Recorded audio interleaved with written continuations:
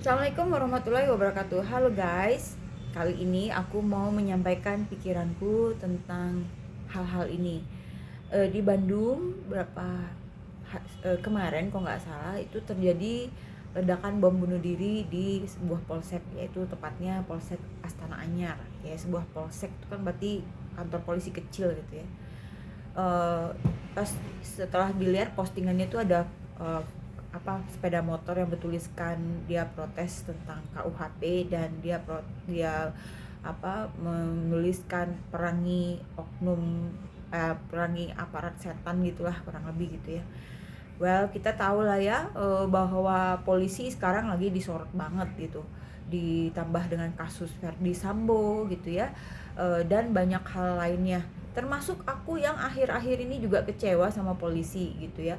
Beberapa kasus yang sudah jelas-jelas kriminalitasnya ada, pidananya masuk, itu di stop sama polisinya. Setelah diadukan di Propam, aku ngadukan kasus penipuan yang dilakukan oleh Siti Nurlaila alias Nung Atira terhadap diriku, yang sudah berlangsung lama sekali, dari 10 tahun yang lalu ya kurang lebih.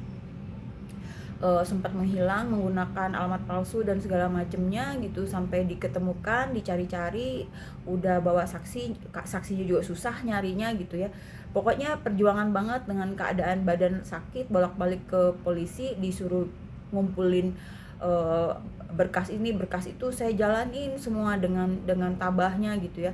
Tapi ujung-ujungnya kecewa setelah diadukan ke Propam hari Kamisnya, hari Sabtunya kasusnya di SP3 gitu ya. Dengan penjelasan yang ya tidak masuk akal, karena kasus yang sama saya adukan di Polres Soreang itu berhasil.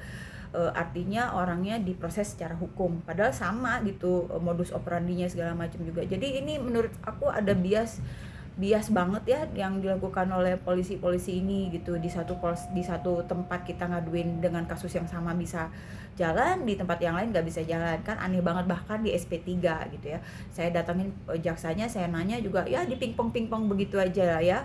Nggak apa-apa, itu tuh adalah salah satu fakta di lapangan, bahwa kinerja polisi, performanya juga harus kita sorotin guys gitu. Kebanyakan masyarakat itu menjadi takut untuk lapor polisi ketika ada tindakan yang zolim. Mereka nggak berani lapor polisi gitu, karena mikirnya percuma. Pertama percuma ya, ini fakta ya, percuma lapor polisi itu, makanya ada hashtag percuma lapor polisi. Yang kedua, mereka takut sama biayanya. Nah ini yang saya mau juga ungkapkan. Ada satu youtuber yang sekarang lagi diproses di polisi, yang di salah satu vlognya dia bilang bahwa kalau melapor polisi itu BAP aja harus bayar sekian juta. Itu sebenarnya salah ya guys. Saya mau luruskan bahwa ketika Anda lapor ke polisi, itu tidak ada biaya apapun. Lapor aja, yang penting bawa bukti ya, entah bukti yang tertulis, bawa saksi ya, itu semua harus ada buktinya. Jadi kita nggak asal mengadukan orang gitu, harus ada bukti gitu ya. Nah tapi soal apakah kasus itu akan ditanganin dengan baik oleh polisi atau tidak, ya itu lain soal. Tapi kalau soal mengadukan, membuat BAP, itu tidak ada uangnya, tidak pakai uang. Saya takutnya dengan vlog itu masyarakat jadi tambah-tambah nggak mau lapor ke polisi gitu, padahal harusnya kan tetap ya kita menggunakan jasa polisi, karena kan polisi tuh gajinya kita juga yang bayar dari pajak-pajak kita gitu kan. Mereka tuh abdi negara, jadi abdi negara, abdi masyarakat ya, kita masyarakat yang bayar mereka, harusnya mereka mengabdikan diri mereka ke kita. Tapi pada kenyataannya di lapangan tidak semua apa yang kita harapkan itu terjadi. Bahkan ada yang bilang kehilangan kambing lapor polisi malah kehilangan sapi gitu ya. Oke, itu beberapa kasus mungkin ya, mungkin saya nggak tahu.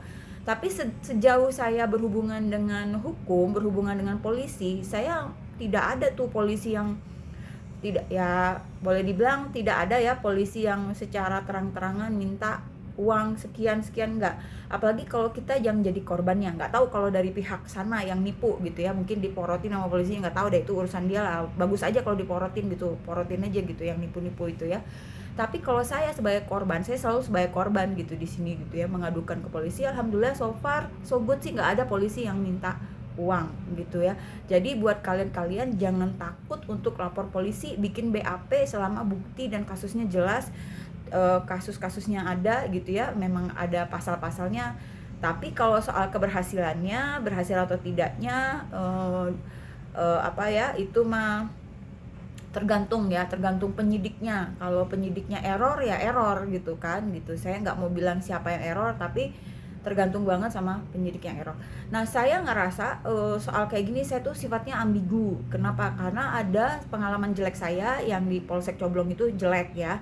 Tapi saya juga punya kasus yang sama, dengan modus operandi yang sama, itu berhasil di Polres Soreang. Yaitu mungkin karena dibantu sama saudara